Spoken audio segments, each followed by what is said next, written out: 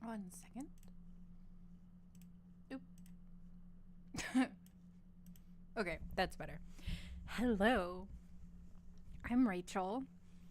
This is a book club. Welcome to my book club. Vampires are my special interest book club. And if you've been here long enough, you know I do kind of a vague hand motion, but I still do it, even without a camera. Hi, I'm Rachel. Welcome to my book club. Here we talk about vampires, vampire books, mainly vampire short stories on Sundays. I say mainly because occasionally in the middle of books, when we're a little bored or at between books, we like to do vampire book related things, but all in the name of it being a book club. On Wednesdays, I am reading books related to vampires vaguely because I want to. So, God, what is my point? My point is that if that is, oh dear, I lost the plot. I did this in the wrong order. Okay. We are reading tonight a book called Under the Fang, edited by Robert R. McKee, published in 1991. I'm sure you can find it online somewhere. I got my copy off of Thrift Books, so if you're interested, go ahead.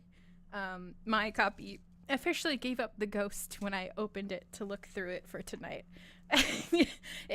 The cover is no longer attached. It's funny. This is obviously an old book, like an old copy of a book that must have been printed in the 90s, because my used copy came with a bookmark from Borders that is also falling apart after I touched it a couple times. So yeah, Under the Fang it is a horror book. It's an anthology of vampire horror short stories. It's very gruesome and dark and gory, and all of the content warnings. There's rape scenes, rape mentions, incest, gore, all of that really gross, awful stuff. I will read everything except the occasional swear word that my brain is like, oh, I can't swear too many times, even though we're reading. I don't know why I do that. As well as if there's animal pain or animal death, I am skipping that. I refuse to read it. It is not my thing. And obviously anything too explicit sexually, whether like consensual erotica or, non-consensual, that's getting cut. I will not be reading porn to you. No interest in that. But if you are interested in, horror and you're here for it, that's awesome.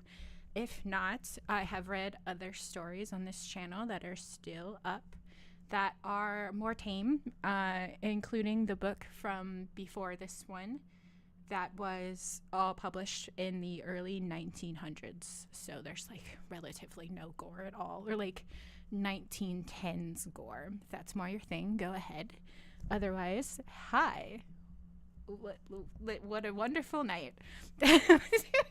And the thing that I started to say, but then got all confused, is that if you are interested in studying around vampires and vampire as a topic, I am working midweek streams into this channel where we go over currently the beginning of gothic fiction, because even though there are no explicit vampires in those stories, they we wouldn't have vampires if we didn't have gothic fiction. So why not study around the creation of something we all love enough to be here during this stream, right? That's my excuse. This channel is all I'm the primary audience. So if you like it, cool. If you don't, I'm gonna keep doing it. Okay, it's enough of a ramble. It's been a couple minutes. I think I've said everything. Oh, no, I didn't. I have to also disclaim that I made a mistake in I made a mistake because these are horror. I like to read ahead and, you know, cut out any scenes ahead of time about anything like animal death, like I said. But the second story I was going to read tonight, called Advocates, was so freaking boring. It was so boring when I was reading through it the first time. It's like, I think maybe halfway. I put the book down. I took a 2-hour nap. And I haven't gone back to the story to finish it. There's still half of a story left.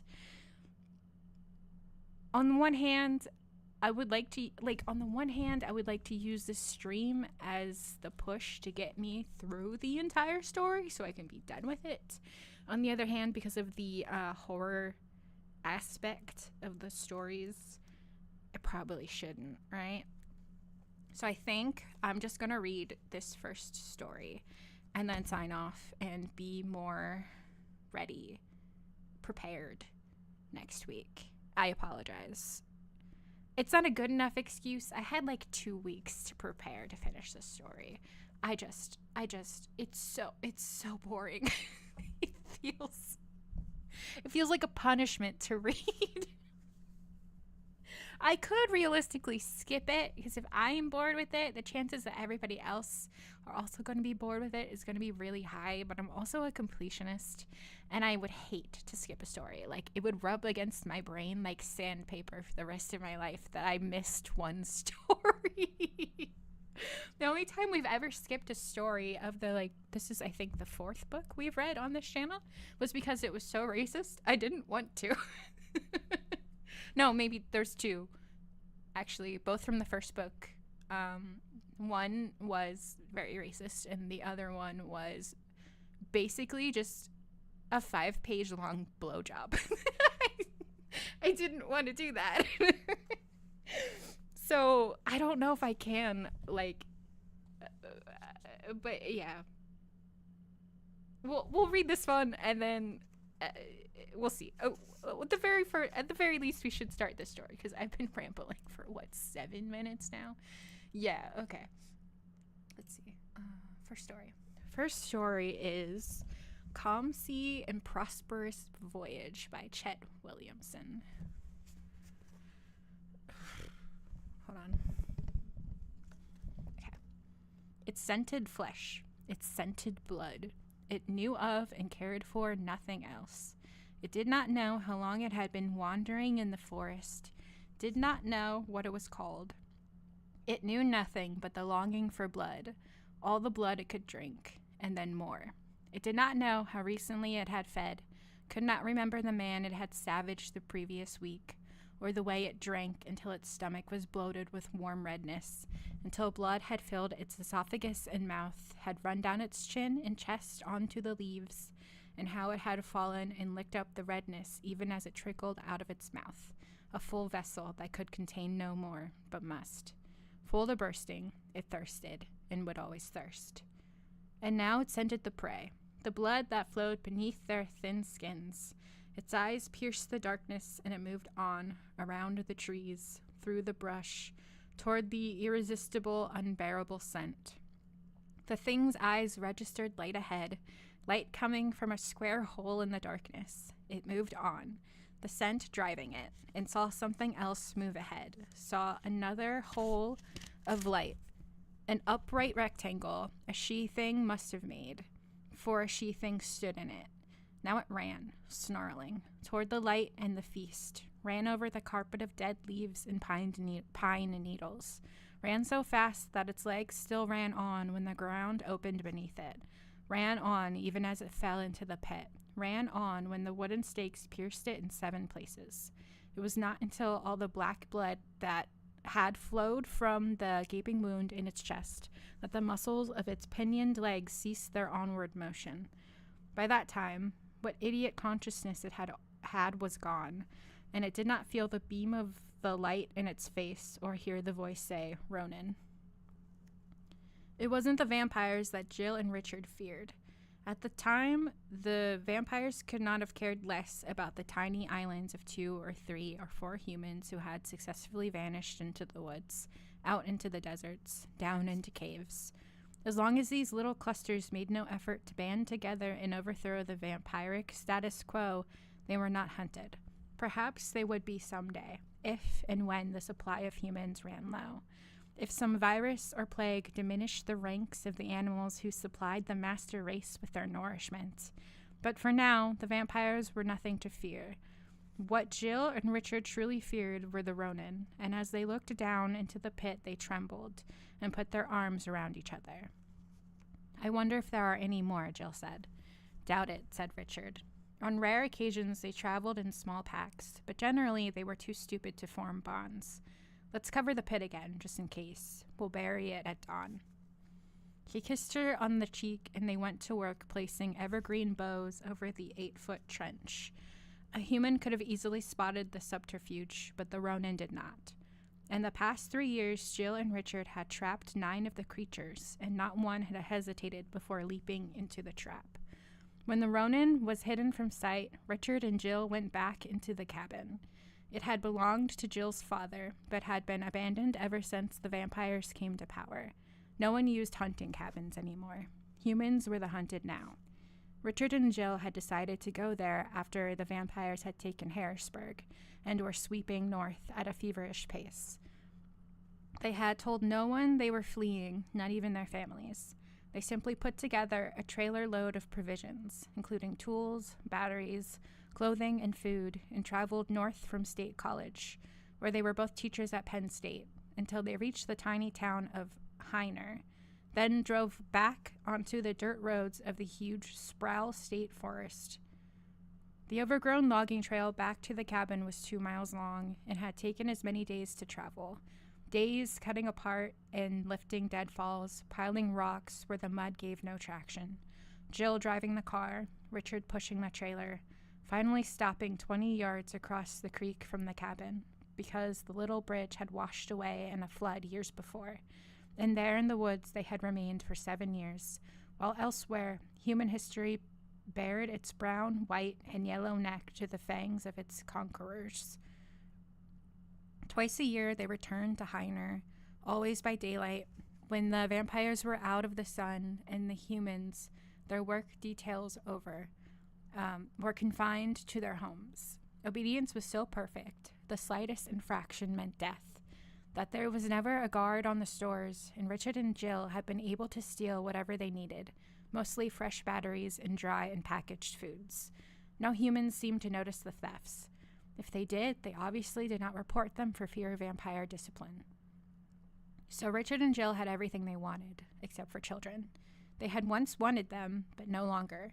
Richard had undergone a quick vasectomy before they became hermits. It was not a world into which one would bring a child. They would produce no calves to be slaughtered. 1 second. Okay. Yet, in spite of the absence of children, they were content. They had books and music in the form of battery-powered combination cassette deck and AM/FM radio. They stopped playing their classical music cassettes when they discovered how quickly the apparatus ate their batteries, and frequently listened to a classical music station out of Williamsport. Classical music was played on most of the stations now. Most of the vampires were old, and their tastes, their artistic tastes at any rate, tended toward more traditional and older musical affair. Hold on, I need some water.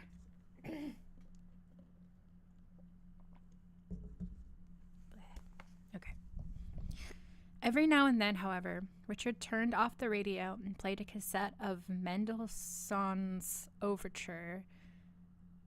I am not saying that. Calm Sea and Prosperous Voyage. The other one is in German. I can't pronounce that. It had become his favorite piece of music. It reminds me of our life, he said to Jill one night, several days after a Ronin had fallen into their pit. So calm and peaceful, while all around us terrible things are happening. Everyone else's life is in a storm, like the second part of the music. It's the contrast I like. It makes me feel safe. Besides music, there was also television, and this was where Richard and Jill learned the truth about the way things were. Their set, a portable Sony, was one of the few survivors from before the triumph of the vampires. All television sets had been confiscated and readjusted to lock out several channels, which were exclusively for vampiric use. The human networks broadcast much the same fare as they always did, with the exception, of course, of any pre-conquest films or TV shows dealing with vampires. New sitcoms and dramas presented an idealized picture of human life under the new masters. But it was the other channels that Richard and Jill watched the most and were fascinated and horrified by.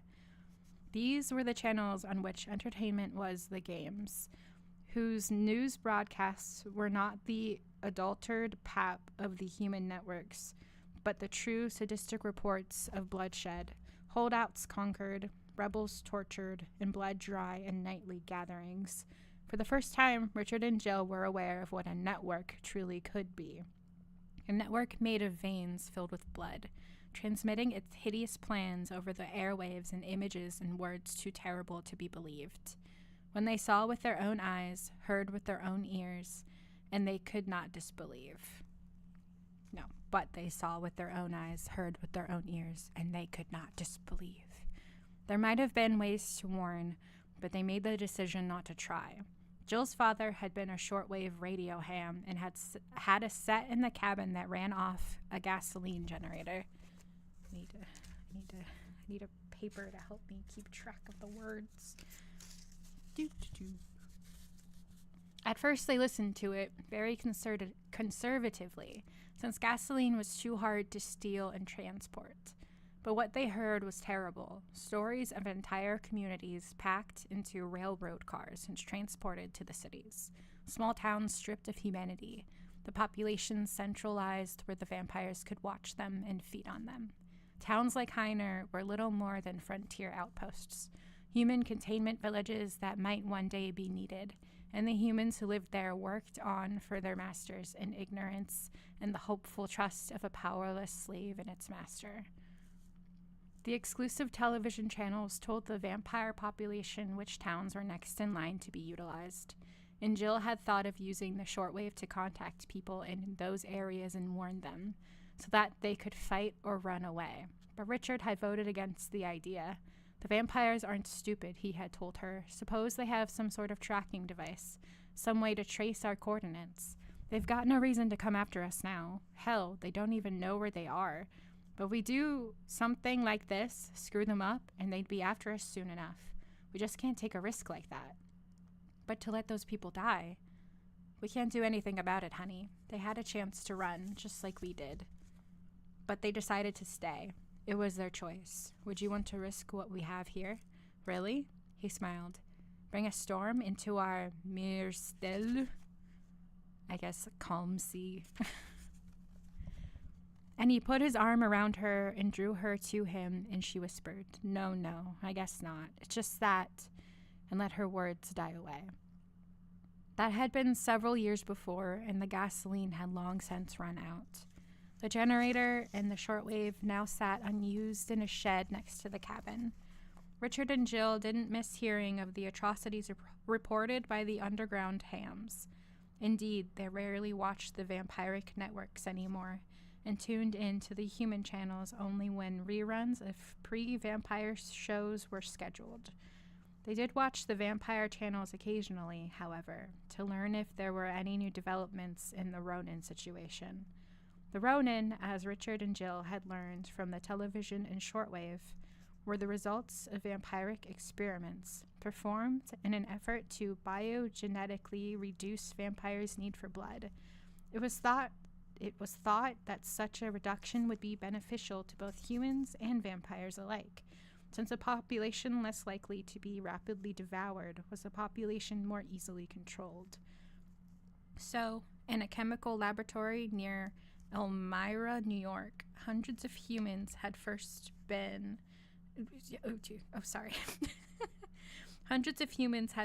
turned into vampires and then been given a variety of treatments. The grand experiment had failed spectacularly.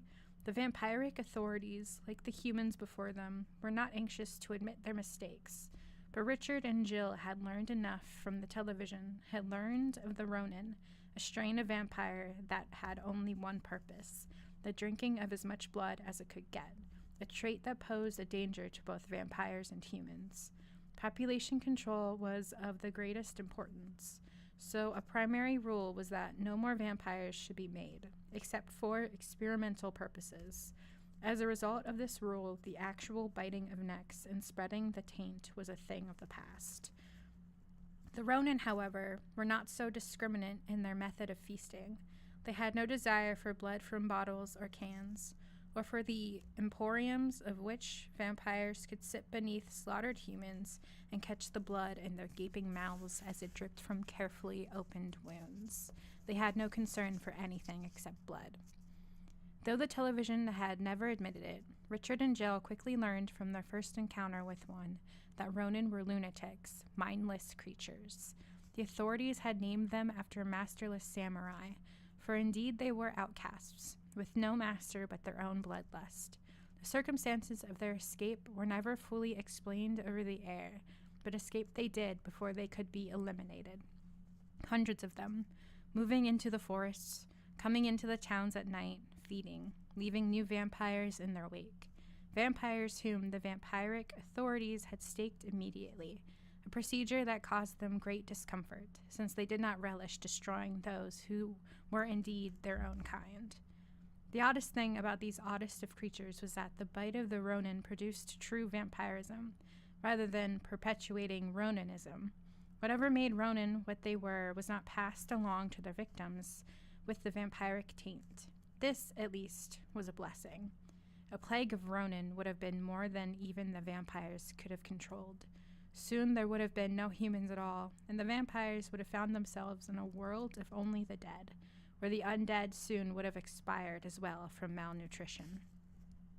Reports indicated that the Ronin were not captured and destroyed, that the Ronins who were not captured and destroyed had been driven into wild areas where, it was felt, they would soon starve from lack of human blood. But the vampires had not reckoned on the remarkable vitality of the Ronin. They could go for months without sustenance. Richard and Jill could testify to that. It had been the Ronin that they had dug their trenches. No, it had been for the Ronin that they had dug the trenches around the cabin. It had taken months of long work, but when they had finished, they had a 5-foot wide, 8-foot deep ditch on 3 sides of the cabin. The other side was protected by the swiftly running water of the creek that never froze, even in the coldest winter. They had lined the bottom of the trench with sharpened stakes of wood, 9 inches apart, and had covered it with a latticework of pine boughs. It was crude but effective, required little maintenance, and had thus far protected them from the depredations of the idiot Ronin. Depredations.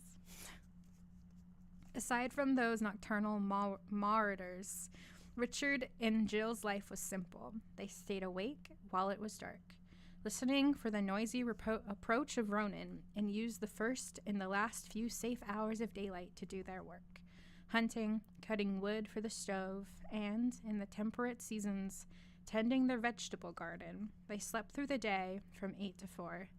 Winter was the worst, for the dark lasted longer then. In the summer, they could sleep late, get up, eat their breakfast at 6 in the evening, and then bathe in the creek or go for walks and climb the mountain on whose side they lived, until they reached the spot Jill's father had always called Heiner View, a vista from which they could look down into the valley where the river ran.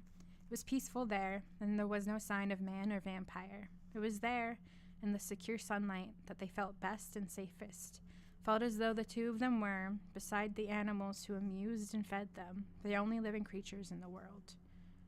It was, despite the night terrors that visited them several times a year, an idyllic life, and they ignored as best they could the world around them, and made a world unto themselves. They listened to the radio, read and reread their books, watched television less often than before, wrote poetry, made love often, and passed their days by reacting to nature's cycles. As the years passed, their attachment to one another grew stronger, unadulterated by outside pressures, untouched by society's intruding hands, until they had truly become that paragon of stage romance, an ideal of the marriage vows, one person made up of two. Then, One summer day, they realized that there was something very wrong with Jill.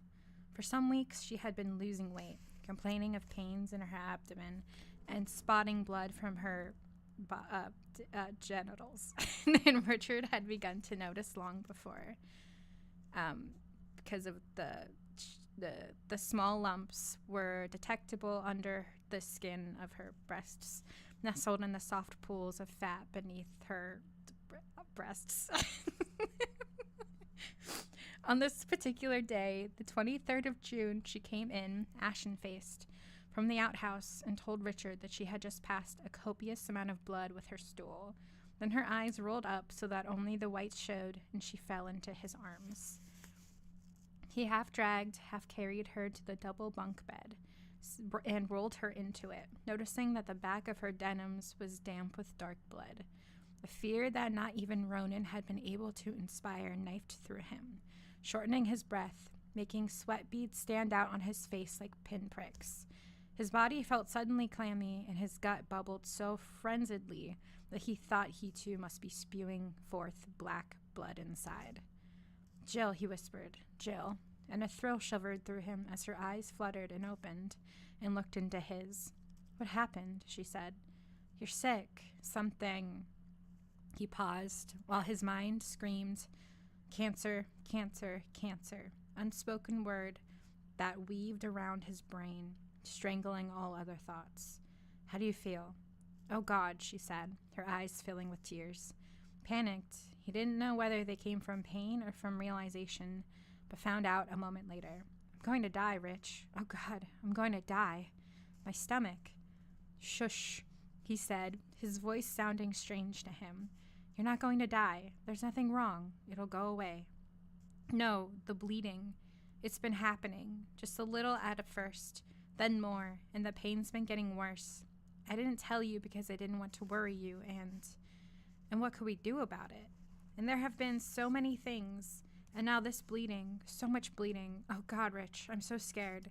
And her arms went out to him, waving in the air like a woman drowning in the ocean, and he started to go into their embrace, then stopped, terrified of so many things, and saw the look in her eyes and held her then, let those arms wrap around him as if they would pull him down, down into the deep, cold, dark ocean. "Listen to me," he said, in a voice he barely heard through the rushing in his ears. How much blood was there? A lot, or just a little?"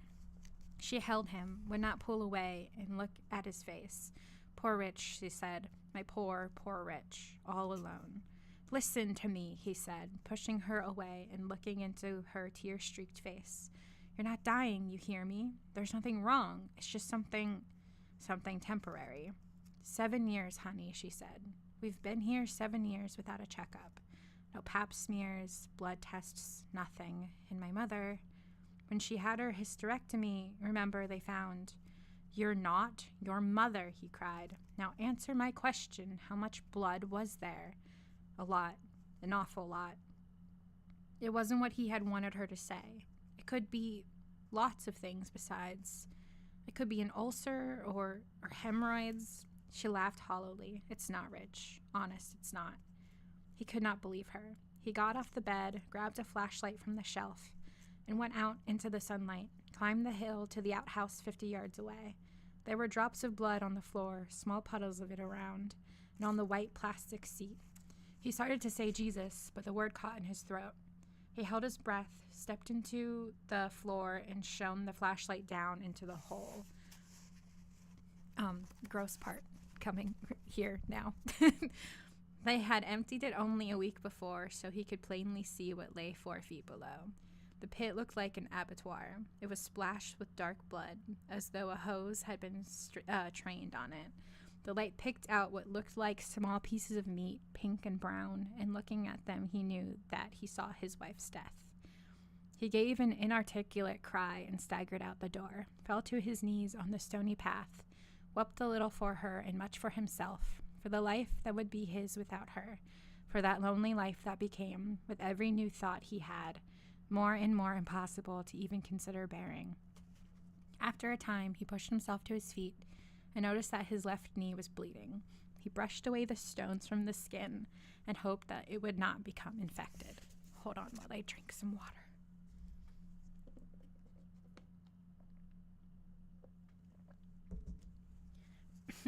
Just a note, I at first scribbled out the part where he looked into the outhouse because I thought it was too gross. Then I was like, the entire book is too gross. I've read people being like eviscerated. I can read a little bit of bloody stool. I even put a little note. I was like, safe to read, you big baby. Okay, this poor man is so sad.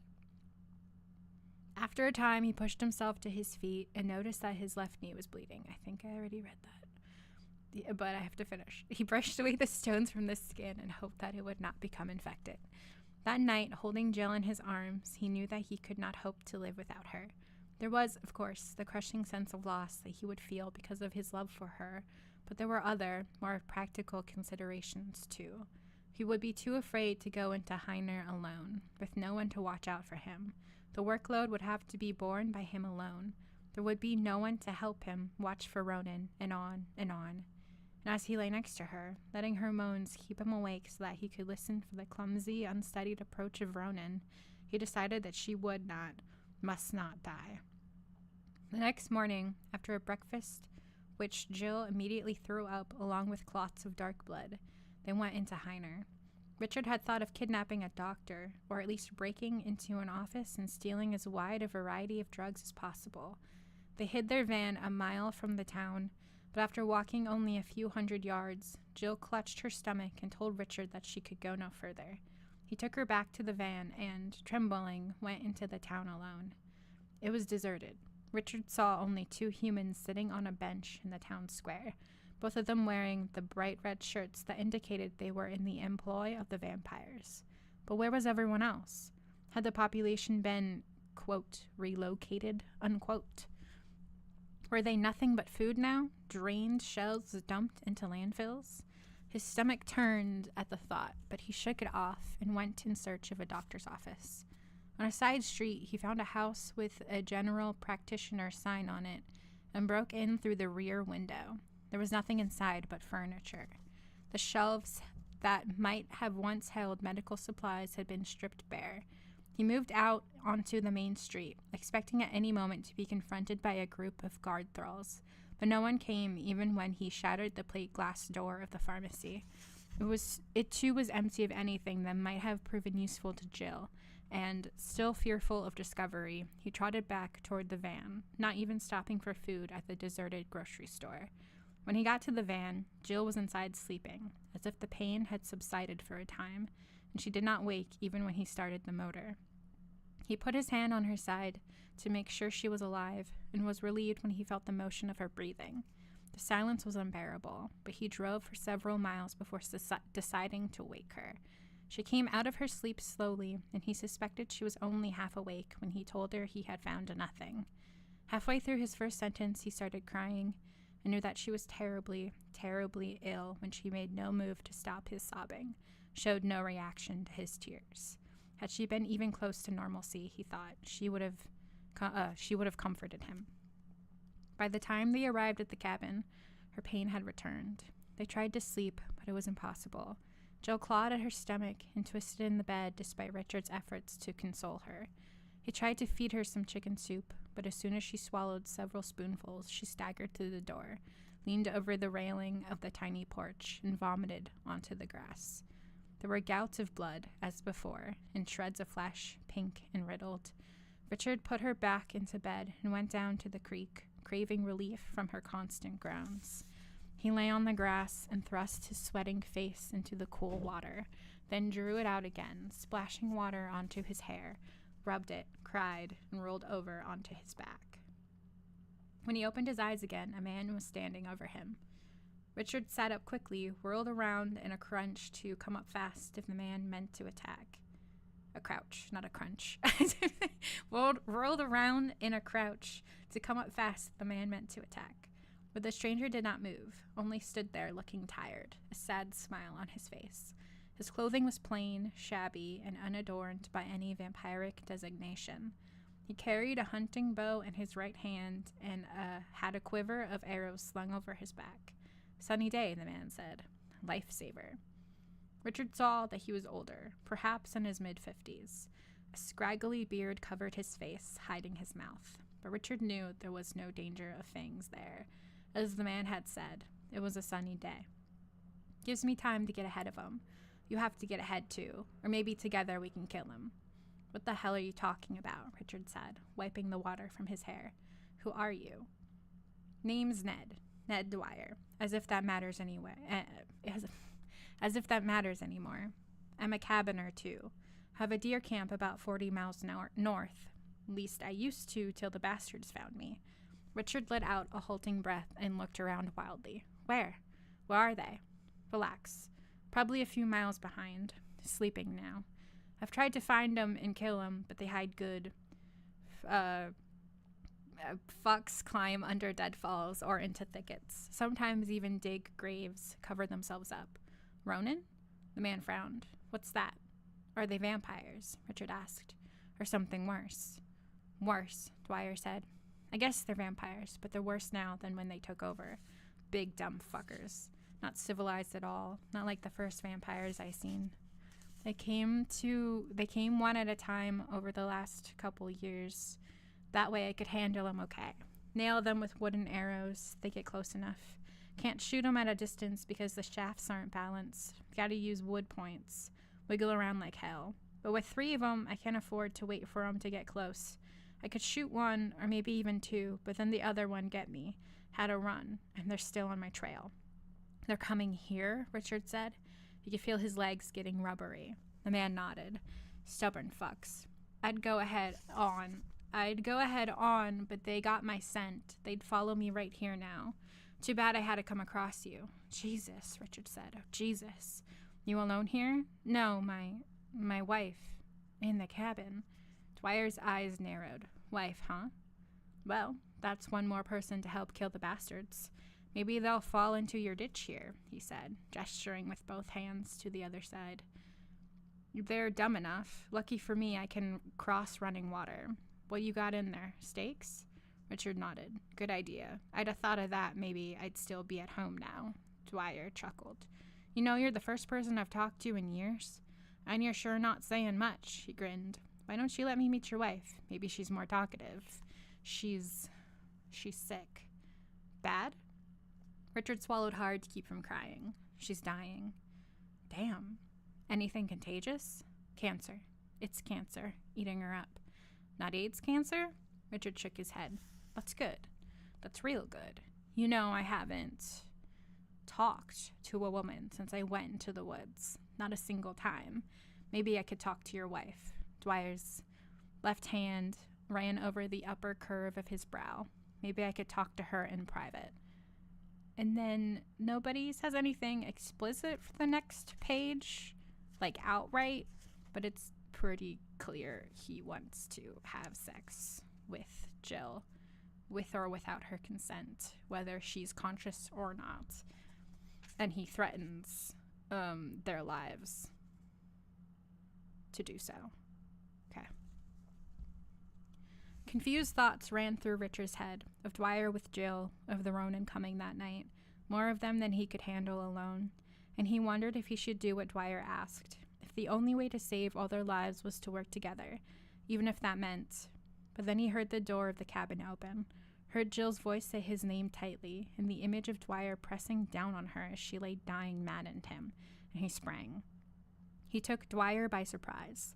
There was no time for the older man to draw his knife. He went down beneath Richard's first savage leap, his bow flying from his hands as the two of them fell into the narrow creek.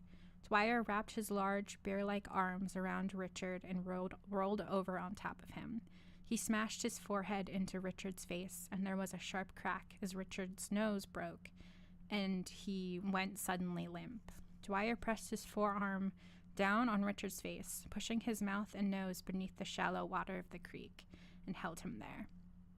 In a moment, Richard's legs began to kick, but Dwyer was far heavier, and he held Richard with little effort. I didn't want to kill you, he said. Now you gonna listen? You gonna do what I say? I let you up? Richard heard the words as if from far away, and, in his panic to breathe, to expel the burning water from his nose and lungs, could only shake his head, press upward with his fading strength, while the world went blue and red and blue and red. And Dwyer's grip relaxed, and Richard thrust his head from the water, gasping, choking, coughing, not even feeling Dwyer's blood and bile splashing onto his face, thinking only of air, sweet air, and feeling weight on him again, and thinking that Dwyer was once more pushing him down and realizing that it was dead weight, and pushing it off and away, and finally opening his eyes to see Dwyer's face next to his own, eyes bulging and pouring from his mouth a ribbon of blood, sliced to threads by the rapidly flowing water of the creek. It was not until Richard got to his knees that he could see the gaping wound in Dwyer's neck, the bloodied wood maul lying on the bank, and Jill on her knees, her body waving like a reed in the wind before she toppled over. As he carried her inside, he sat on the edge of the bed and held her hand, while his other hand held a towel against his broken, bleeding nose. Her whole body shook as though she were freezing, even though the cabin was uncomfortably warm. From time to time, she coughed up blood, and he knew that the effort it had taken to kill Dwyer had only pushed her farther down the road to her own death. It could not be long now. And he wept, squeezed her hand as if he could force his own health and energy into her, and whispered, "Don't leave me, Jill. Oh, God, please don't leave me." By late afternoon, she was slipping in and out of consciousness, and he feared, that she would be alive for only a little while longer. The thought of the Ronin who had been following Dwyer came to him often, and in spite of the heat, he shivered at the prospect of the coming night. Just as dusk was beginning to gently darken the woods outside, Jill rallied long enough to grasp Richard's arm, squeezing with a strength that surprised him. "When it's dark," she said, "when it's dark. If I go out, go into a coma, kill me, Rich. Do it fast, but please, please do it." He could scarcely believe her words. "Why? I can't do that, Jill. I can't. Why?" I heard that man. I heard him say they were coming. I don't want them to get me. Get me before I'm dead. Don't want to be one of them." It was something Richard had never thought of, but now the thought rooted itself in his brain like an inoperable tumor. Jill seemed to sense the sudden change in him. "Promise me," she said, and he nodded. Yes, I promise. Don't worry. Pause while I drink some water.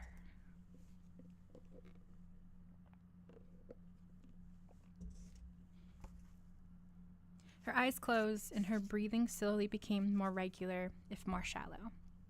A few minutes passed, and he said, "Jill?" And then again when she did not answer.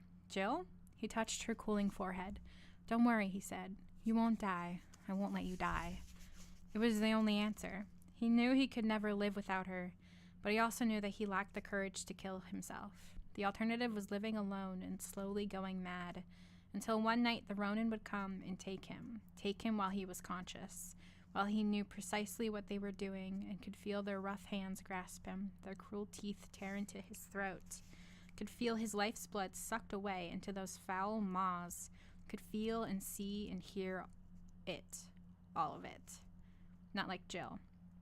He shook her gently, but there was no response. Not like Jill, whose mind was buried deep inside somewhere. He shook her roughly, but though her chest continued to rise and fall, she did not stir. Not like Jill, whose senses were dead, who would neither feel nor hear nor see what they did to her, how they would make her immortal. And she would understand, wouldn't she?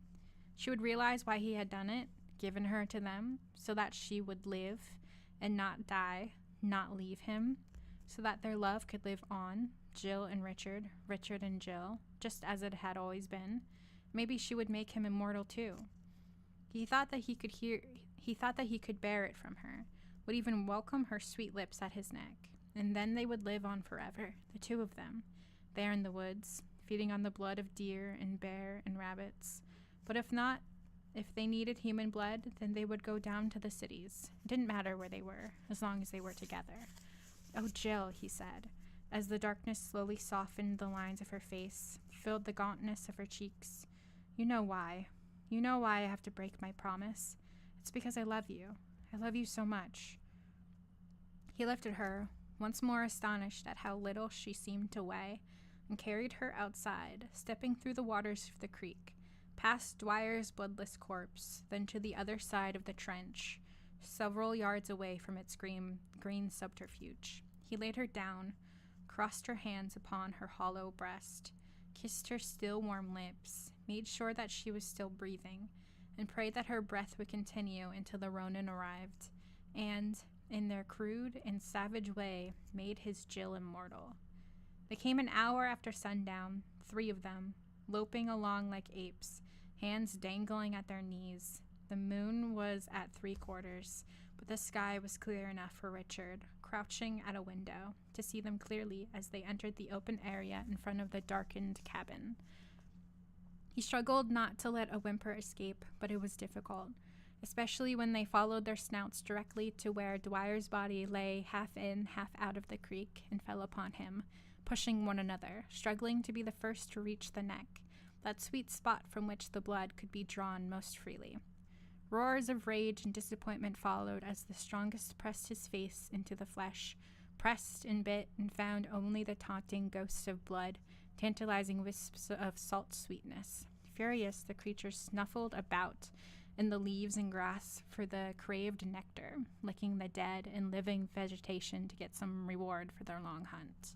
When they looked up, Richard could see the angry frustration on their haggard faces.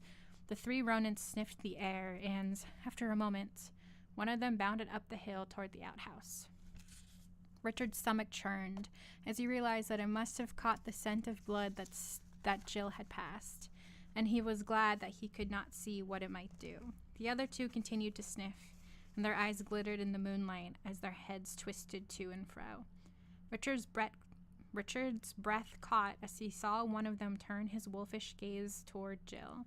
He heard the thing pant in an obscene parody of lust and moved toward her slowly, as if trying not to be noticed by his fellows. Then the second Ronin also saw the shape lying on the grass and ran for it. Please, God, Richard thought, don't let her wake up. Don't let her.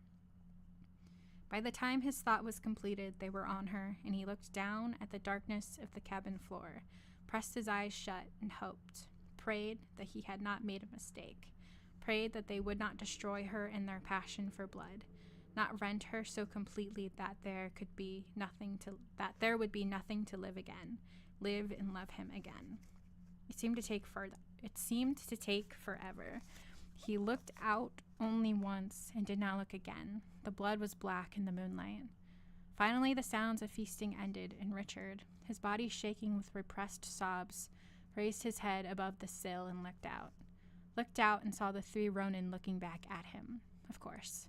They would feed until there was nothing left. No humans with warm blood inside them.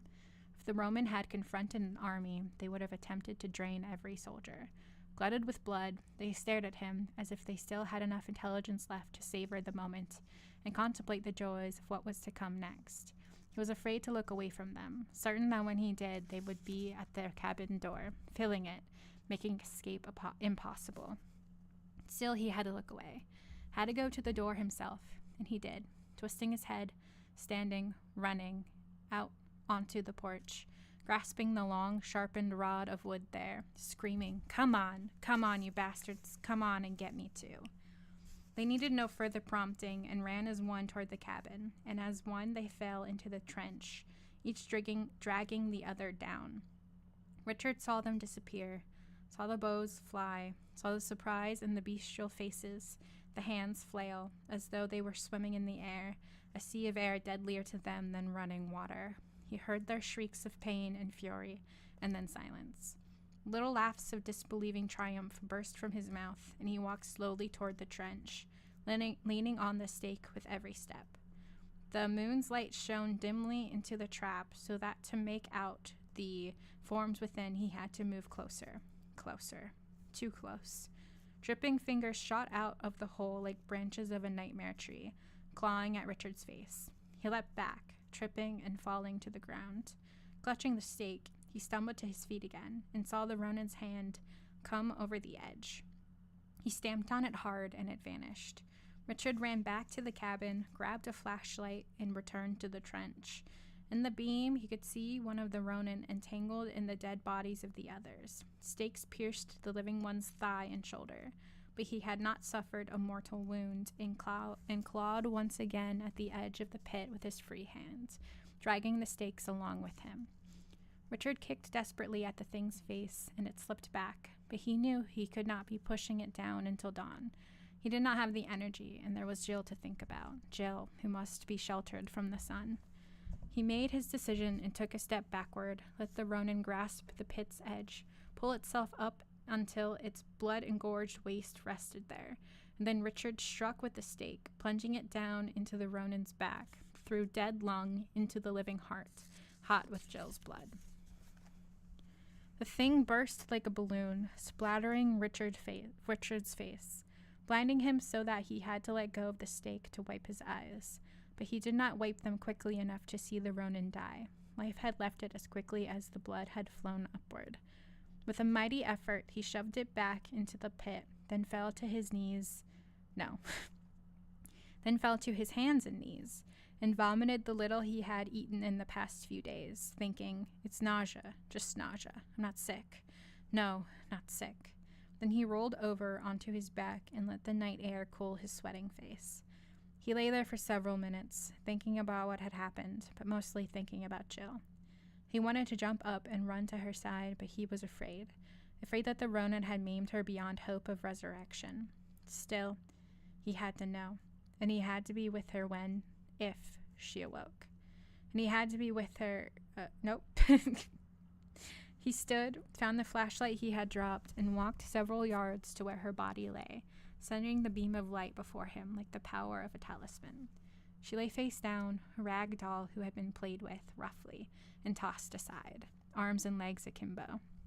Her neck was chewed viciously on both sides, and shreds of the ruptured carotid arteries were visible. Cartoid? What? Made up word. Carotid arteries were visible. The sight made Richard aware the first time of exactly what he had done. Before, he had only thought of the long-term ends and not of the immediate means. But now the horror of those means his dead and savage wife lay before him on the bloody ground. And since I ruined that dramatic moment, I need to drink some water and chill out.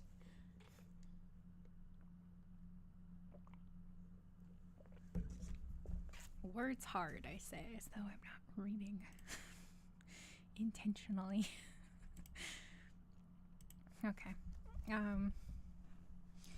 He said nothing, not her name in concern or terror, nor the names of God or Christ in blasphemous awe.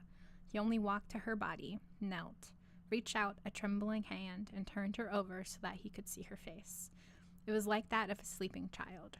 Her eyes were closed, as they had been when he had offered her for sacrifice. The lips were slightly apart, and a thin trickle of blood ran from a corner of her mouth. Despite the condition of her throat, and the fact that her chest no longer rose and fell with respiration, she appeared to be only sleeping, and he laughed, softly at first, then wildly, laughed and laughed as he fell to the ground beside her, burying his face in his hands, laughed at the realization that it had been all right after all, that she had slept through everything, been spared the horror of her own death, but not the horror of what she had become. Her scream tore through him like the axe that had sheared through wire, and, in an unthinking, primal response, he plunged his face deeper into his hands deeper into the ground, until he felt as though he were part of the earth. At that moment, he was nothing more than a little boy with a monster in his bedroom, who dare not look because, if he does, he will never be a child again. "What did you do?" she screamed, in a voice of fire he had never heard before, and he clammed his eyes shut, threw his arms over the back of his neck. "What did you do to me?" He babbled, snuffling his nose against dirt. "Why?" she said, and her voice screamed no longer. Fire had turned to ice, and he shivered at the coldness of it. It chilled his bones, painted a rime of frost on his soul. "Why, Richard? I asked you to kill me. I'm sorry. Oh, God, I'm sorry. But you put me out for them, like a chunk of meat. Why did you do that?" "I wanted you to live. I couldn't." Couldn't bear to let you go, have you die. I am dead, she said. Look at me. He rubbed his face in the dirt. Dead leaves kissed his cheek. Look. He looked, slowly, like a child peeking out from under his blankets. She stood before him, her neck whole and unmarked. Her eyes were clear, and, in the combined glow of the moonlight and the ray of the fallen flashlight, gleamed red. A great peace fell upon Richard as he saw her, and he could not help but smile. I'm dead, Richard. That makes you happy. No, don't you see? Don't you see? If I'd have killed you when you asked me, you'd be really dead. I am really dead. No, he said. You're alive. You speak, you think. I burn. Jill. He was on his knees now, his hands, palms upward, waving impotently in the air. My God, I'm sorry. Why? Why, Richard? I love you. And because you love me, you made me this. I couldn't let you, he choked on the word, die. So you decided to make me immortal, and you wanted me to do the same to you, so that we could live forever, together, and love each other until the end of time. Yes, it was the only way. She nodded, and now she smiled too. Yes, my darling, the only way. Come now. Come and kiss me. There will be no pain. Not now. Just a calm sea.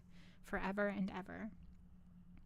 And he crawled to her on hands and knees, crawled until he reached her feet, and bowed his head in obeisance at what she had become, and what she would make him.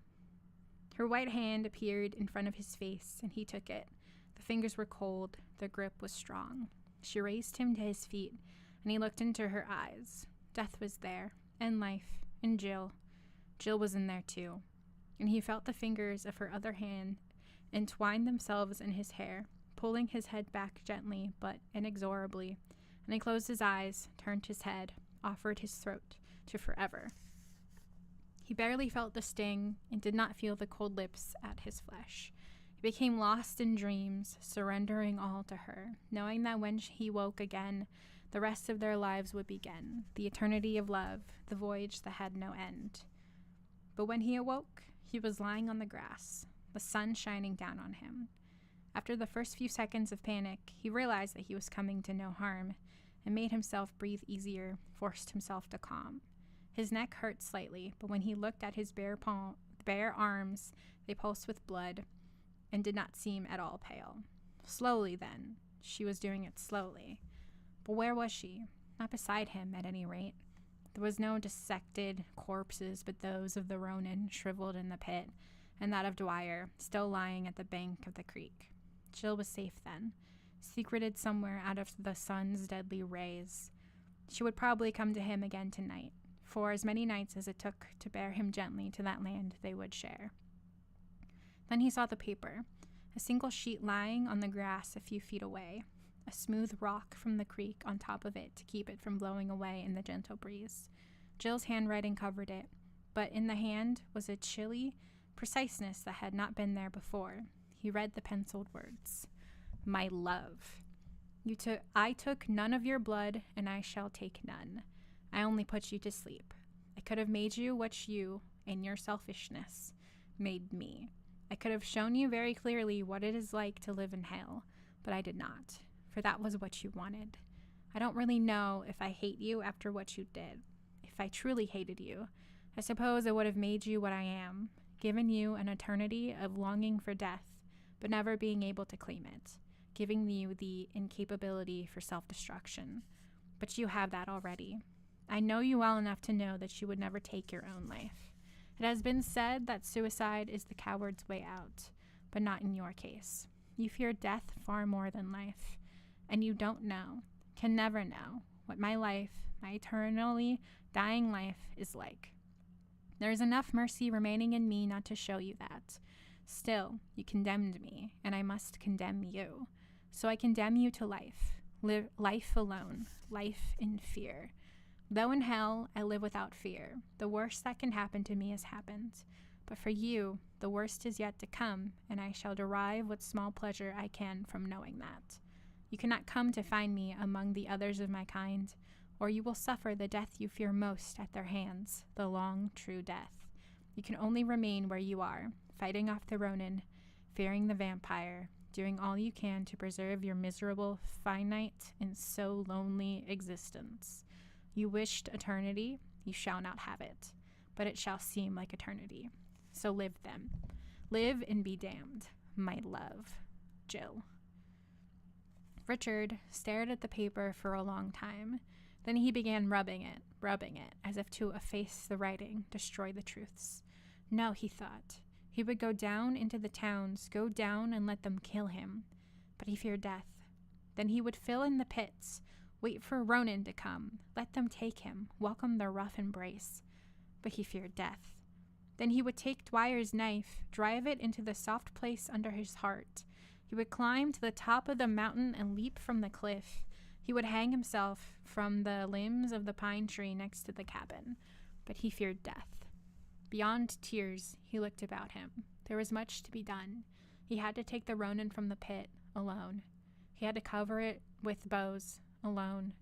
He had to bury Dwyer, alone. Had to tend the garden, saw the wood, keep a watch, live his life, alone, all alone. And as he walked back to the cabin, the letter slipping from his fingers, he realized, not for the last time, that true vampires, unlike Ronin and unlike man, can be infinitely subtle in their cruelty. Infinitely. End of Calm Sea and Prosperous Voyage by Chet Williamson. I like that story. It feels very good for her Arrested Development gif meme. Good for her. Man, ugh.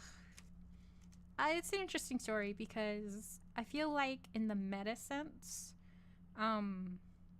we've kind of moved past the husband is a bastard who turns his wife against her will so that she will stay with him forever because he fears being alone. Like, that would be a movie, right? It's definitely been some kind of movie at some point. Whether or not it's vampires doesn't matter. Cowardly man forcing his wife to live forever, etc. And I think we've moved past that to, of course, her taking her revenge, coming back and not turning him, but forcing him to stay alive until he died of old age or cancer, completely alone. And I feel like we've taken it even further than that, and there would be like 3 more twists. M. Night Shyamalan, there would be like 5 more twists in the story. So on the one hand, it is very good for her. You know what? Yeah, fuck yeah, final girl. Kick his ass, make him cry, make him regret everything he's ever done to you. But also, I don't know what I'm saying. I like it, but it leaves more because it's been 30 years since it was written, and I expect more from the stories by now. But it's not bad. Does that make sense? I don't want to be like, it's bad because we would write it differently now, because that's not true. It is good enough. When I was reading it, I was worried that he would get what he wanted, so I was happy with the twist. But yeah, I'm talking in circles. So I was reading, I was trying to decide, because it's only been an hour, and it's weird. It's not part of the routine to stop after an hour. I could read a half of the next story and then pick up the other half. And then we are saved by the torture of reading the entire thing in one go. And I've probably already read half of it anyway, so I would know half of it is at least safe. That feels like a good compromise, right? So we're going to read Advocates by Suzy, McKee, Charnas, and Chelsea Quinn Yarbro. But first, we have to figure out where the middle is. Okay, 156, 123. Let's do some math. Calculator. Oh, man. 156 minus 123. 33 pages. Divided by 2. 16 pages. So, plus 23. 139. We'll stop at page 139. Which is perfect, because there's one of those page gaps right at 138 and 139. Okay. All right, let's start the story.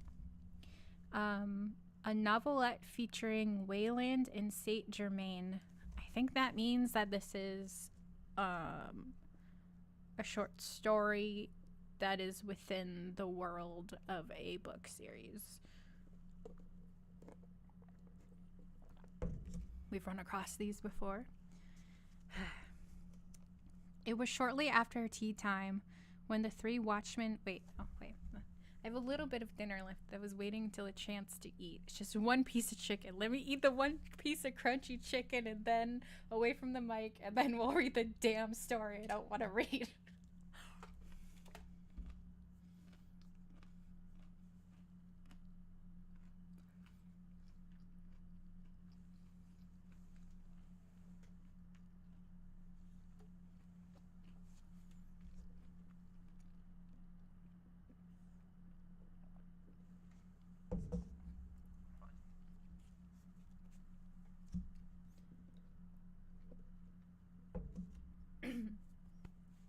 Okay. It was shortly after tea time when the 3 watchmen found the renegade. He crouched over a tall, thin woman who laid sprawled on the floor. There was blood in her tangled hair, on the top of her dress, and on his mouth. Christ, whispered the biggest watchman, who had never seen a vampire feeding in daylight before. The other 2 watchmen were silent, prepared to do battle. The renegade stepped back over the still-living body of his undead victim, ready to bolt. Stop him, shouted the youngest watchman as the renegade sprang for the rusty door. Get him, roared the biggest, plunging after the fleeing, bloodied figure. As the renegade seized the door handle, it tore away, metal shrieking.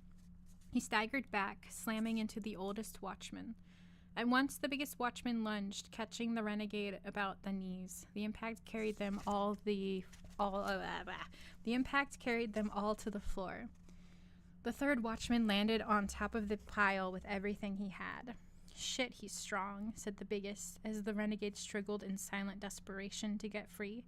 Get the damper, gasped the young watchman. We can't hold him much longer. Where are the restraints? Yelled the man on top, fumbling with a small spray can. He could not keep the fear out of his voice. In the truck, said the biggest. Only when the spray can had been fired into their captive's face and the powerful body relaxed did he dare let go of the vampire's legs. The man on top climbed off. Keep him out. Give him another inhale. I'll be right back. He did not walk quite steadily, and he was breathing too fast. As the other 2 rose gingerly from the supine figure, the younger watchman stared at the renegade, his face pale. I didn't believe it. I really didn't believe it. What? Asked the other watchman. He stood straddling the unconscious renegade, eager to kick him in the jaw if he regained consciousness. What didn't you believe? The younger man shook his head, eyes haunted. I didn't believe about the daylight. Fuck it. Whoever saw a vampire hunting in the daylight? Years ago, the hotel had catered to the most affluent business travelers. The pillars and the floor in the lobby were green, veined marble. The sconces were solid brass. The carpets on the stairs and in the halls were from the finest Canadian mills. But it was no longer the splendid hostelry it had been. 6 years ago, it was pressed into service as a magistrate's center. Now the carpets were worn, the brass was unpolished, and the tremendous wall mirrors were gone. In the basement of the magistrate's center, 4 large storage rooms had been converted into holding cells. They brought the renegade to the most remote of these, left him secured to metal cleats in the wall, and hurried away. No one wanted to be there when he regained consciousness. Inspector Frederick Sampson had been awake less than half an hour when the 3 watchmen brought him the good news. We found him by accident, the oldest admitted with a quick look of apology to the other 2. We heard a sound in the deserted warehouse. We didn't anticipate. The biggest watchman nodded emphatically. He'd got her. What about the remains? Do we know who she is? Asked the inspector. Not yet. We brought it along. It's in the morgue, said the oldest. The grand ballroom, corrected the inspector, with the others. And the renegade's down in cell number 4, said the youngest of the watchmen, his eyes flicking nervously from the inspector to the other watchmen. The damper will wear off in about an hour.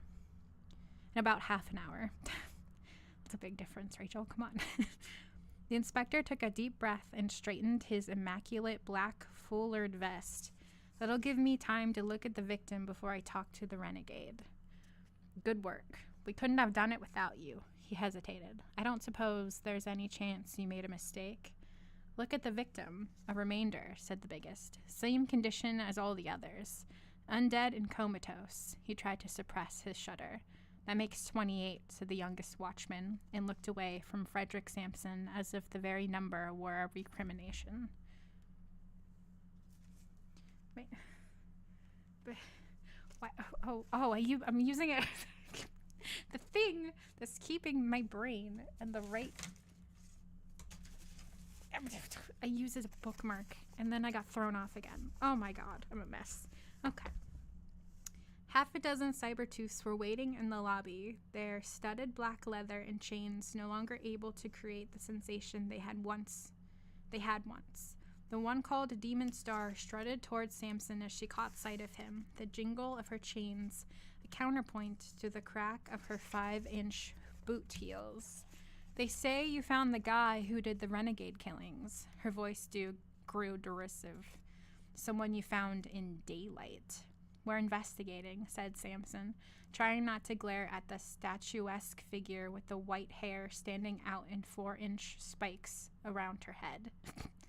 And until our investigation is completed, I have nothing more to say to you. You beau are all alike, jeered Demon Star, light shining from the red glitter on her eyelids. I want to see this monster you've got in a cell in the basement.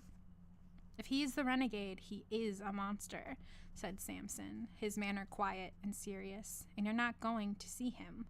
I have the right. He's cutting into our territory, said Demon Star, and don't tell me he isn't cutting into your. Samson stood a little straighter. Is that all that concerns you? Who's raiding your livestock?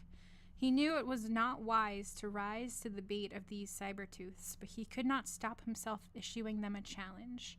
Come with me, he said sharply. I want you to see what the renegade has done. Maybe that will give you some notion of the scope of our problem here. Demon Star flung back her fantastical head and laughed. Trying to shock us? Hey, drain a vein, who cares?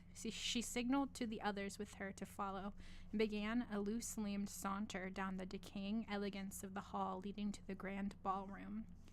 Half a dozen orderlies worked among the gurneys, tending to the victims of the renegade. The latest victim was nearest the door. Her body was decently covered by a sheet, but her face was visible. Nothing had been done about the bloody mess in her hair. So, said Demon Star, as she nudged the latest victim with the riding crop she always carried. Like the others. You got the right guy. In daylight, said Inspector Sampson. Bullshit, answered Demon Star. It was early evening. What's this plasma puss about daylight? She laughed again, even more theatrically. 28 vampires are vegetables, thanks to the renegade. They're too drained to ever be anything other than in a coma, but they have not died the true death. He made a gesture of helpless frustration. Doesn't that mean anything to you? It means she's a remainder, like all the rest, she shrugged, so that the elaborate pattern of studs on her shoulder glistened in the light. What else? Angrily, Inspector Sampson pushed by her back into the hall, not caring that the Cybertooths followed after him. He would have liked the luxury of yelling at them, but had given that up after the third victim had been brought to him. Squeamish about a remainder? Demon Star taunted, but for once her brittle scorn rang false. Aren't you? The inspector flung over his shoulder. He was so irritated that he almost ran into the black-clad clerk who hastened up to him holding out a sheet of paper. Inspector Sampson, Inspector Sampson, the clerk insisted as he turned in pursuit of the inspector. Just a moment. Your flunky wants you, called out Demon Star. As much as he wanted to ignore her, Inspector Sampson stopped and swung around to face the clerk. What is it? He demanded. The clerk quailed. It's about the prisoner. His wrath evaporated. What about the prisoner? Now the Cybertooths came nearer, silent for once. We have a name for him, for the renegade, that's all. The clerk looked from Inspector Sampson to Demon Star and back. We think we know who he is. And who's that? Asked Demon Star with such sardonic intent that it was not until later that Inspector Sampson thought it had not been wise to permit the clerk to answer. Wayland, said the clerk eagerly. Edward Lewis Wayland. They tell me you're a professor of anthropology, said Frederick Sampson as he faced the renegade across the cement floor of the holding cell. Wayland gave a single determined pull at his restraints. They tell me your name is Edward Lewis Wayland. He waited for a response. Who tells you this? The renegade said, his eyes locked on Sampson's face. Sampson looked down at his glossy half-calf... What? No. Sampson looked down at his glossy, calf-high boots, deliberately avoiding the penetrating stare of his prisoner. You're accused of preying on vampires, Wayland. Do you mind if I call you Wayland, for convenience? Call me what you like. I can hardly prevent you, the other said. He turned his head and looked off into a corner of the cell as if the interview were over. How do you propose to answer the charge? Sampson inquired. I propose nothing, Wayland said. I am not in a position to propose. There are over 20 vampires in our morgue. They aren't truly dead. You've left them nothing but life enough to be in hell. He had not intended this last to be so passionate. They were not vampires, Wayland said, and I suspect that it is I who am in hell. Sampson pushed himself away from the wall, his face rigid with the effort of mastering his revulsion. We are better than that, renegade. We do not prey on our own kind. We leave that to human beings. Perfectly appropriate, Wayland snapped. You are humans, all of you. That is all you ever were, and ever can be. I hunt my prey, that is all. For an instant, Sampson imagined the satisfaction of severing Wayland's head from his body, watching the blood run out of him. Then he looked down and fingered his lapels. You will answer for what you did, Wayland. You will answer for what you are. I have already answered far too much, Wayland said. You will get no more from me. He slumped against the wall and shut his eyes. Sampson accepted the impasse. He needed to consider what he would recommend to the magistrates. Yet he permitted himself a parting shot. I wouldn't wager on that. The roll-up door of the loading dock was stiff and noisy with disuse. Keep it quiet, hissed Demon Star, flicking her crop at the Cybertooth who had been foolish enough to let the door groan as it was opened halfway. We don't want any beau finding us in here. I can't help it, said Doug, his tongue bright pink against his black painted lips. The thing's old. She struck him again, harder. That's for talking back, she said, then ducked down to slip inside the cellars of the magistrate's center. She took a moment to orient herself, the memorized cellar plans coming slowly to her mind. She cursed. It was getting late. She was growing lethargic. Dawn was only an hour away. Where to? Dog whispered, motioning the other 8 to come nearer. Left at the corner, she said. There's a patrol due around in 10 minutes. We have 7 minutes to get to the renegade's cell. She grabbed Dog's shoulder. You stay here. I don't want anyone cutting off our way out. No one, Dog promised, kneeling to lick her hand. There were a few lights in the corridors. Most had burned out long ago, and there was no reason for vampires to replace them. And the camera mounted to reveal intruders had not been modified to register those of their blood. This way, Demon Star said, pointing toward the side hallway where the holding cells were. They post their human guards at dawn. Slicker giggled. We could grab one for a snack. We won't have room, Demon Star said. Will we? They moved through the shadows, making no particular effort to go undetected, for they had been told that at the slack end of the night, these basement corridors were poorly guarded. That's the call, said Sweet Blue, her cherub's face leering in anticipation. That's the cell. I said call. That's the cell. Her cherub's face leering in anticipation. Slicker had the crowbars for the locks, and between him and Long Poison, the door was open in less than a minute. Don't bother to unhook him, said Demon Star as she shoved through the others into the cell. Just do him. The figure at the wall stood in a tense crouch, feet braced as wildly as his chains allowed. Widely. He uttered no sound, and for an instant his stillness held them off, like a wall formed equally of his will and their apprehension. They had expected a cowering victim. They faced what appeared to be a desperate and resolute opponent. What are you waiting for? Demon Star said with sudden force, and she caught Slicker by the arm and shoved him toward the renegade, whipping along Sweet Blue and hot licks at the same time. They fell on the renegade like a storm of leather and steel. He staggered beneath their weight. Hunched tightly against their onslaught, he lashed out with hands and feet to the extent that his restraints permitted. He caught Sweet Blue a crack in the face with his head that sent her reeling back with a yelp, both hands shielding her broken lips. But the others bore him down in a heaving, cursing tangle, and Demon Star planted one boot against his shoulder and clawed at the side of his head, holding the curve of his throat taut and exposed for the plunging attacks of the others. He threshed and coiled under them like a python, but they clung hard, digging in with their fingers in their knees. They shoved each other and grunted in their eagerness to feed. They were too embroiled to hear the hurried footsteps behind them, or see the beams of flashlights carried by half a dozen watchmen.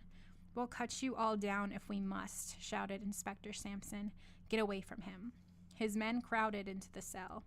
Demon Star turned toward the intruders. She bared her teeth, blood slathered over her face.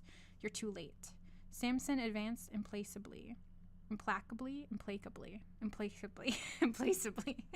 Get away, all of you. He could barely control the distress he felt at the loss of his prisoner. Sweet Blue broke and ran for the door, elbows up to shove the watchman out of the way. A sharp blow from a cudgel brought her down. Fuckers, shrieked Demon Star, and her crop sliced the air towards Sampson. As he stood back, the Cybertooths pushed past the door, Slicker scooping up Sweet Blue as he fled. Sampson issued a few terse orders, then moved forward to examine his prisoner. Catch them if you can, he told the watchman, relieved that none of the Cybertooths had fallen to them. Only when they were gone did Sampson kneel beside Wayland, expecting to find him as inert and drained as the undead husks in the grand ballroom. To his amazement, Wayland was not sunk in unendable coma. The renegade glared up at Sampson, bloody-faced, and croaked, I told you.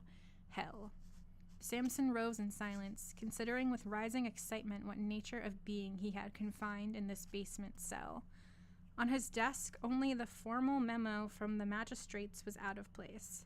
Sampson felt himself drawn to it again, trying to decide how to answer it. We have decided that the renegade's acts cannot go unpunished.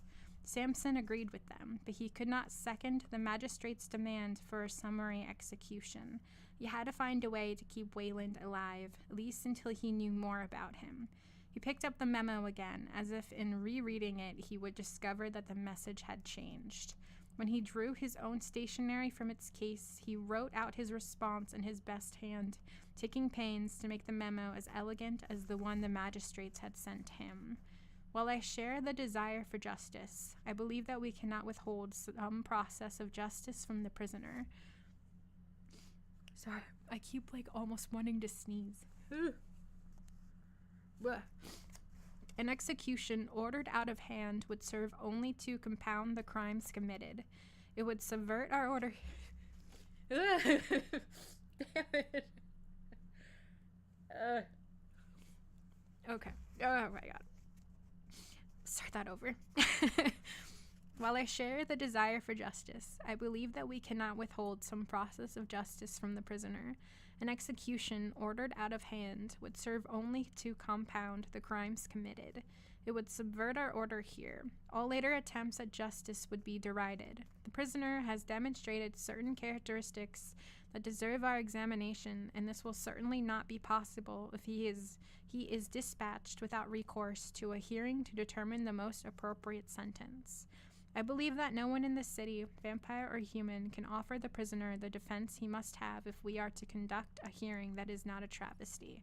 I volunteer to secure an advocate for him, one who will be acceptable to you magistrates and to the great majority of our populace regarding the final disposition of the case, and to make every attempt to see that impartiality is maintained throughout the proceedings. Will the magistrates accept his proposal? He wondered. Never before had he been presented such an opportunity. Never had he been given the chance to excel in his own area of science. Or would he lose the chance he sought for so long and that had been denied him? Had he been human still, his pulse would have been racing as he reached for the telephone. Samson was beau enough to be disappointed by the advocate's appearance. His immaculate dark suit lacked a bow's brass buttons, and his cravat was merely a conservative silken burgundy, but he did his best to conceal this as he opened the inner door of the hotel suite. We can make arrangements for a coffin if you prefer, he said as he indicated the bed. That won't be necessary, said the advocate. My manservant will attend to it. He returned to the sitting room, gesturing toward the settee. Chair. Please. I've brought the information you wanted, Samson told him as he took his seat, and I'm delighted to answer any questions you might have. The advocate gave a quick, ironic smile. Are you? He opened the case he carried and took out a sheaf of papers. Then perhaps you wouldn't mind reviewing these. What are they? Samson asked, taken aback. Records, said the advocate, as he settled back in the high-backed chair. Of what? Samson had no idea how to respond to this sally. He looked at the neat stack. Why? The advocate's dark eyes clouded. Your city isn't the only one to have had this trouble, he said quietly. There have been others. Yours is only the most recent. Samson was shocked. There are others like Wayland? Or Wayland travels, said the advocate. Let us hope. The implication of this remark struck Samson forcibly. But he couldn't get away with that. Not for any length of time. Could he? Tell me what you think after you read those records, the advocate recommended. And while you are doing that, he said, rising, I will have a word with my client. Wayland dozed fitfully on the iron bed they had given him after the Cybertooth's attack. Despite frequent drafts of blood brought him from the center's stores, he was still there's so many pages left. Oh god, okay. Despite frequent drafts of blood brought him from the center's stores, he was still subject to waves of weakness that terrified him, and he spent most of his time trying to conserve his strength for those dizzying moments. Someone was coming, crisp steps on the corridor, accompanied by none of the grumble and chatter and whisper of the day guards, which invariably raised the specter of reprisal at the hands of his accustomed victims, now that he lay chained in their possession. So this would be one of the others, the humans who called themselves vampires and who had themselves become his food. I'm gonna pause to drink some water.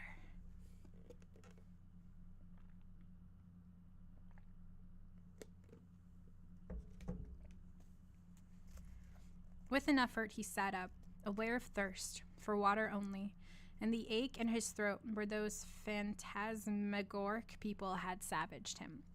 Beneath the constant nagging apprehension, he felt the tingle of curiosity. Though the cell was dark, the advocate had no difficulty in seeing Wayland. He came to the edge of the iron bed. According to the reports, you drain vampires of their blood. Do you? Wayland said, It's nothing to me what they tell you. Who are you and what do you want here? I've been asked to represent you before the magistrates.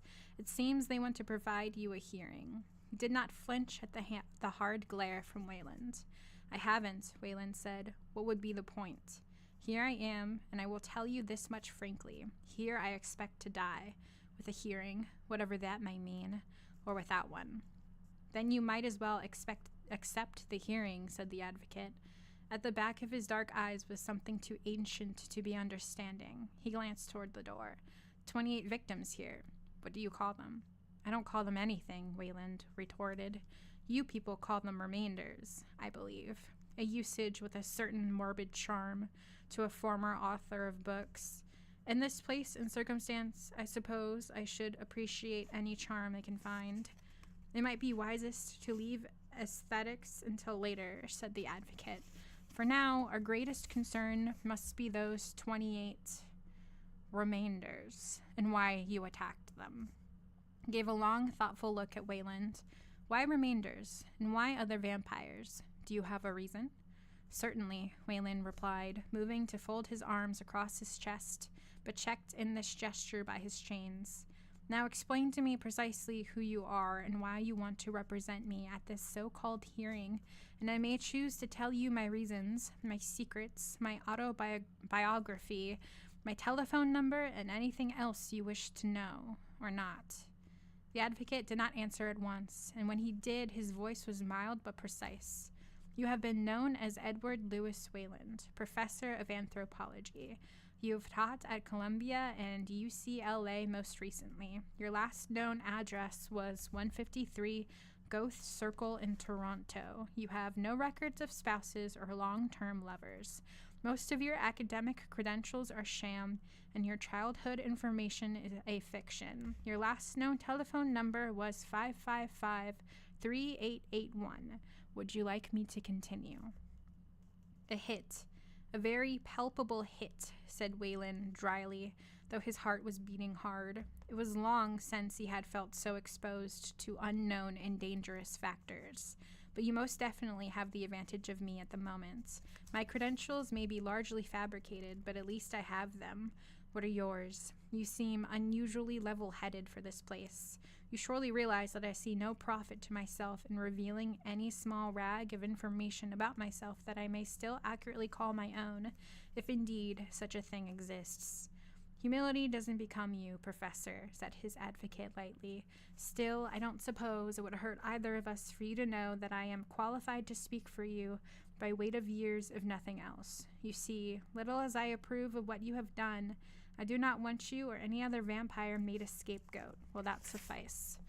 No one is qualified to speak for me, Wayland said, feeling the onset of one of those dreaded waves of weakness, and with it the black hopelessness with which he had so far endured his days in this place. Nothing will suffice, and no one who thinks I have anything in common with those who presently call themselves vampires can even begin to understand why. Those who presently call themselves vampires, echoed his advocate. That's an interesting distinction. Are you willing to explain it? To whom? There was a rushing in Wayland's head, and his chains were suddenly much heavier. His advocate went to the door to summon help, then came back to the bedside. He stood watching Wayland for several seconds, and then, making up his mind, said, "Not that it will mean anything to you, Professor. For the present, I answer to Saint Germain." It was nearing 12, the busiest time of the night. Frederick Sampson made a last careful adjustment of the discreet ruffles at his wrists before riding up 4 floors to the magistrate's level. He carried a tooled leather case that contained all his files on Wayland, as well as the additional material Saint Germain had supplied. At the door of the presidential suite, he stopped to permit a clerk to search his case and his jacket before being admitted to the chambers of Isadora Ruthven. Near the window where the damask draperies were drawn, open to the night, was a tall stand, and on it a vase filled with white spider mums. The paneled walls glowed in the lantern light, though her desk, a high-fronted Victorian roll-top, was caught in the beam of 2 electric bulbs. As Sampson looked around him, a door in the far wall swung wide, and Isadora Ruthven stepped into the room. Sampson offered her a sociable bow before kissing her hand. "I'm Inspector Frederick Sampson," said the magistrate. Yes." He felt the need to recover the initiative he had lost with her. "I realize you receive many petitions. This isn't one. I wouldn't have asked to see you unless I thought there was good reason to speak to you before the hearing of Professor Wayland's case begins." She went to her desk, turning her chair around to face him, before sinking into it. Anything else would be a waste of time, she said cordially, but with a clear warning in her tone. Exactly, said Samson, determined to gain her support. I don't want to waste any time. That's why I thought it would be best to discuss the investigation with you. He indicated the case he carried. There's a great deal of information in here. Condense it for me, said Magistrate Ruthven. This was precisely what Samson wanted to hear. I'll try, he said, and launched into his prepared discourse. You know it started with these remainders. You've seen them in the grand ballroom. No one knows what to do about them. We've never had a vampire prey on vampires before, and we've never had to deal with the consequences. Magistrate Ruthven toyed with the onyx inkwell in her desk. One consequence, she observed coolly, is a certain pruning back of our own numbers. There are some of us who feel that in the exuberance of our initial takeover, far too many human beings were carelessly added to our ranks. This renegade has taken his prey largely from among newer vampires, and older solitaries who have small tolerance even for our social system. There is something to be said for this, but it is not the sort of thing we would like to see continued.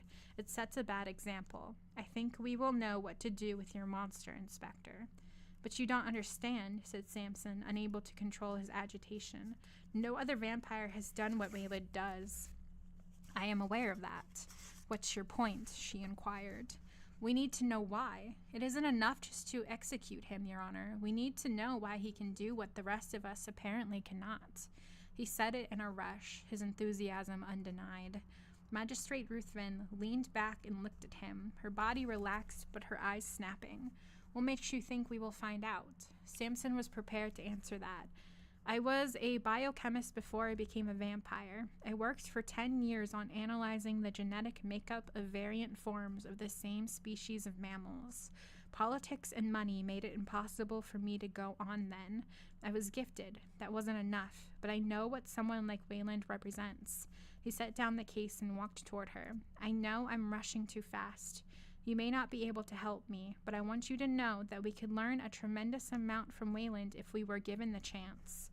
Isadora Ruthven regarded him steadily. Then, in a single fluid movement, she rose from her chair. You're suggesting that Wayland might be willing to enter into some sort of bargain with us? It isn't impossible, said Samson carefully. Why should he? She was standing by the vase with the mums, her pale hair as pretty as the flowers. Because he doesn't want to die, said Samson. Are you sure of that? She lifted her head. Why consult him at all? Why not make the terms of his condemnation be that he is placed in the hands of those prepared to do research? Her smile was sensual and attractive so long as you did not look at her eyes. There is no reason to negotiate with him when we can... Although this is what Samson wanted most, he could not conceal his shock. How can you do that? She pulled a single mum from the vase. Because I'm a magistrate, Inspector, and the law is what I say it is. And that is half of the story. I just want to be clear that a trial about this is like the most boring. Am I crazy in thinking this story is boring? I mean, my God. Why do you think I want to read about a court system, about a man who's a vampire who kills other vampires, but the other vampires want to study him instead of killing him? I am so bored. I'm so bored. There's half a story left. Oh my God. And we're not reading it tonight so that I can keep my sanity for the next week. Thank you for listening to me complain. Thank you for making it all the way to the end of the stream if you happen to have. I really do appreciate it. Sometimes we have good stories, sometimes we have bad ones. Either way, if you make it to the end, that's lovely. Thank you. Oh my God. Okay. I'll be here next week, and I will probably be here on Wednesday or possibly Thursday of this week. Honestly, I would have done a midweek stream, but I just forgot. We want to start a new book, which is The Mysteries of Udolpho, from like the late 1700s, like 1780 or something. That's going to be fun. We're going to, we tried to do, what was it? A bullet journal.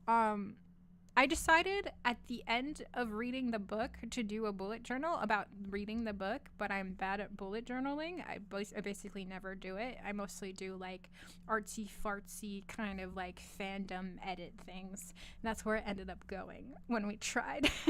But this time I want to journal as we go, so we actually have something by the end. So that's something to look forward to. I forgot to switch to outro.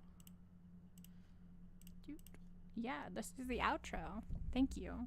I will see you next week, and we will unfortunately finish the story that may or may not be set in another world. I don't care enough to look it up because, frankly, it bores me to the point of annoyance, which is very obvious. I will see you next week. Bye.